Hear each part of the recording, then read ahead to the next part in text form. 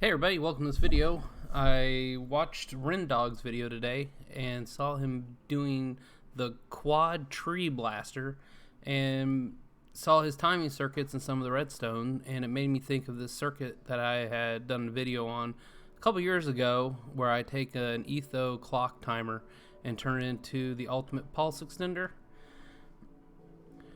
So after watching his video, I jumped into this world and made this little contraption here, which hopefully will be helpful to Rendog in his destroying of the trees in his Hermitcraft series. So let me show you what I did here. What I've done here is I've just set this up as a simple circuit. This is basically an etho timer clock here, and then over here you put a redstone signal going into this block, which locks this piston into place, and then you put the number of items that you want in here for the time of the duration of the pulse. So let me show you here. So we want to do 7. So I hit this button, it sends a signal, and then for about 2.5 seconds, and then comes back, and that's it. So this will allow you to adjust how long the redstone is here based off how many items you have in this item hopper. So what Rendog is doing is he's building a tree farm where he has different multiple layers blowing up a tree down here at the bottom. So this is just the single version and it can be expanded, but I wanted to show you this. Basically you can take this and multiply it. You can have as many of these going out as you want, and then you can have one of these for each height. So let's go over here and I'll show you what I did. I built this. This is 3 different levels. This one here is set at 7, and then this one here is set at 8, and then this one here is set at 9. Now, what happens is this will open up, send a pulse over here. The TNT gets dispensed, and then under here is a sticky piston. That sticky piston comes forward and holds forward for about 2 to 2.5 seconds, and then opens up once the redstone goes back over and drops the TNT down, allowing it to explode where at your desired level. So what you can do here is you can adjust these to as little as much as you want and get the TNT to explode at the different levels, kind of like what Rendog's doing. But this I feel like it might look a little more complicated, but it's actually I feel like a lot simpler. You could literally run a dozen of these off of just 3 of these little contraptions here. So let me go and show you. We're gonna do dark oak down here because that is the hardest one to grow. So one other piece of advice that I have for people who are doing this is that if you get a block that's not destroyable by TNT using the crying obsidian, it will protect the platforms, will help to protect the platforms around that you're doing your trees on, so you don't have to constantly replace the dirt. Now, it doesn't work 100% of the time, works about 90% of the time. Let me show you that real quick. Definitely helps though overall. And if you're thinking you can't grow a certain type of tree because of it, that's not true. All the other trees will grow on the one piece of dirt, but the dark oak is the hardest one to grow.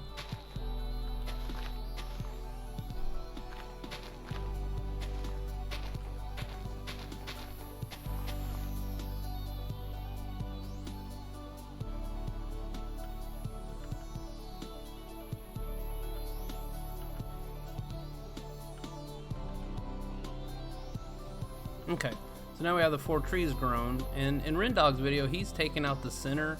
I did a lot of testing on this and found that you're really not saving any TNT by taking out the center, and it takes a lot of time. You may be saving 1 piece of TNT every couple trees, but just blowing the tree up going down is pretty efficient overall. The only benefit that I see to having the ability to adjust this is if you have some trees that don't blow up and they're up here at the top part, you can go over here and push this button, which is the longer hold time, and that will release that TNT so it explodes a little bit higher and you're able to clear out some of those branches. But what I also found out is that if you just go down there and you have a couple limbs and you try to replant the same tree, it'll usually just grow and incorporate those limbs, and then usually they will explode or be taken care of in the next round of explosions.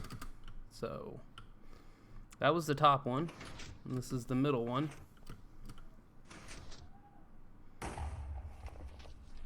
And then this is the bottom one.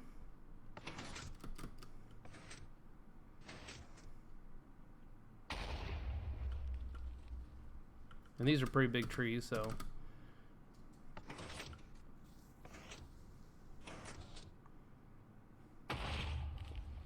And you see how we're getting close?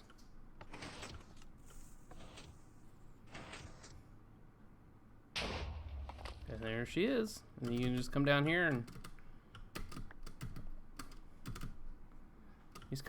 and remove these, or you could use another piece of TNT. Yeah, so that was without taking out the center. So let's take out the center.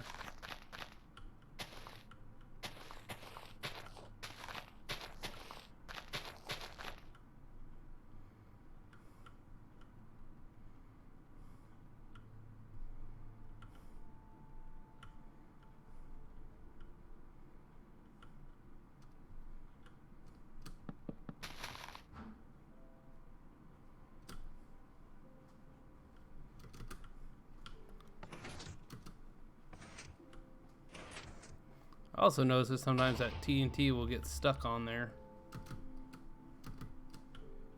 And there's the bottom layer.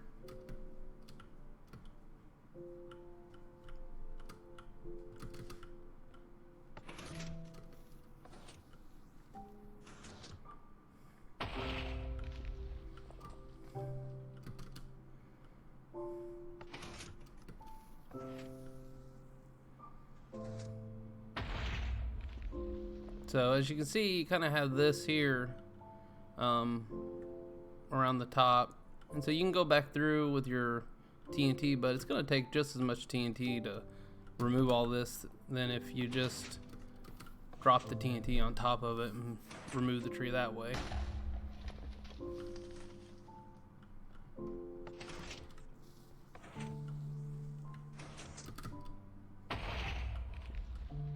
So, yeah, and then you can go down there. We can actually hit this button again.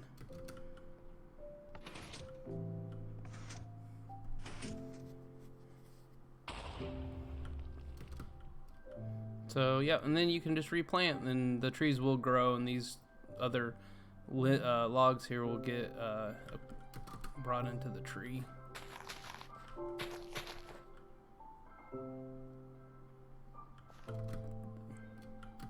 And you can do it all over again. But I personally wouldn't cut out the middle just because I feel like it takes a lot of extra time.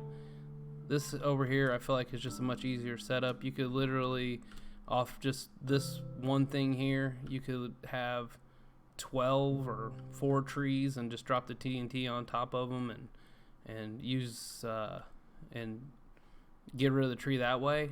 And I think it would be a lot quicker, I think, overall, especially getting this dark oak. So anyways, I hope this is helpful for Rendog and his quest to blow up trees. So alright, please leave a like and subscribe. Thanks, bye.